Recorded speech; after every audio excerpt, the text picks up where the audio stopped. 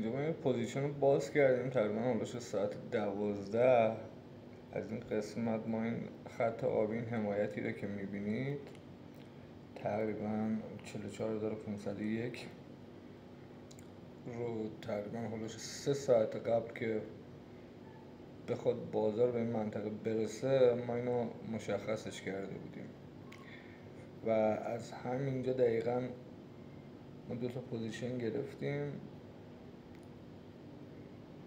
و این فقط شناخت بازار رو واقعا نشون میده، چون بعد از مدت ها هلوش 2 سال 3 سال فقط تمرین و کتاب خوندن و ضربه‌های روحی که خوردیم در نتیجه باعث شد که به این نقطه برسیم. تا الان هم من نمیخوام بگم که واقعا همه چیز رو بلدم و یاد گرفتم، ولی خب تا حدودی میتونم بگم که تشخیص بازار رو متوجه میشم که بگم مثلا فلان اتفاق در فلان ناحیه میتونه بیفته. حالا ما یه ریسک هم انجام دادیم، منطقه خیلی ریسکیه به شدت. حالا ببینیم اگر این منطقه بتونه مقاومت خودش رو انجام بده تا هلوش 44671 به راحتی بالا خواهد رفت. فعلا که $13 تو ضرریم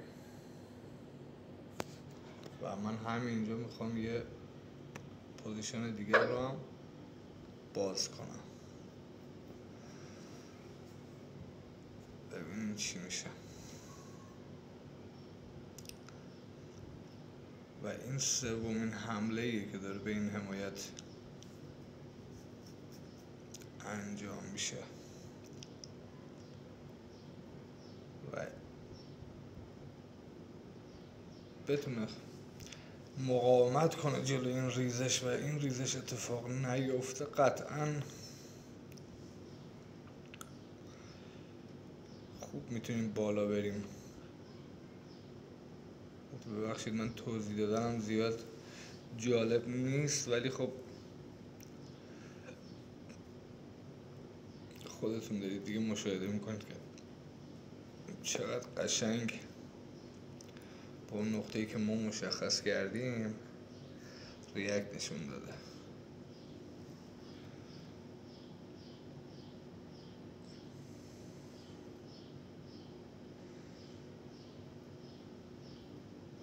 بله حالا میبینیم تازه یه استارت هایی داره میخوره. نگاهی هم به این قسمت هیجان انگیز بندازیم ببینیم چی شده. فعلا اینجا فعلا $2 تو ضرریم ما. آره حالا ببینیم چی خواهد شد. بالاخره گفتم که اینجا رو ما ریسک کردیم دیگه.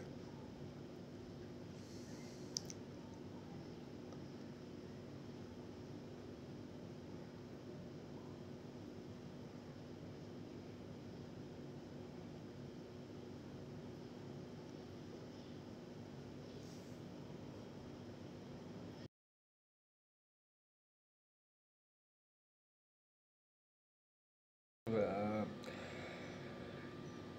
این هم ادامه همون جریان که فعلا شروع شده و در حال $18 تا اینجا تو سودیم. البته من یه دونه از پوزیشن رو بستم برای اینکه یه سیو سودی کرده باشیم و در حال حاضر به این شکل میبینیم که داره پیش میره.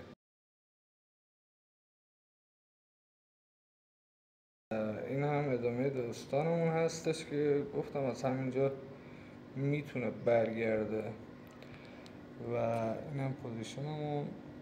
من با $100 شروع کردم و ساعت 1 بعد از ظهر بود تقریبا که استارت کار زدیم و الان $155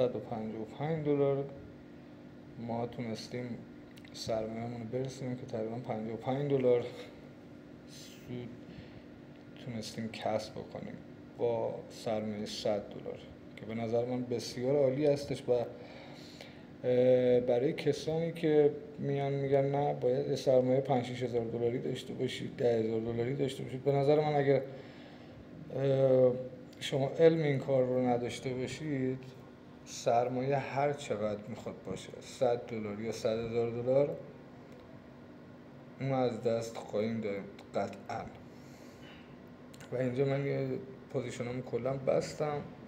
زمانی که تقریبا همین جایی که پوزیشن باز شده رسیده بود و همینجا یه تک پوزیشن دیگه باز کردم که الان روش $10 تو سود است. و فراموش نکنید که ما با $100 شروع کردیم عزیزان.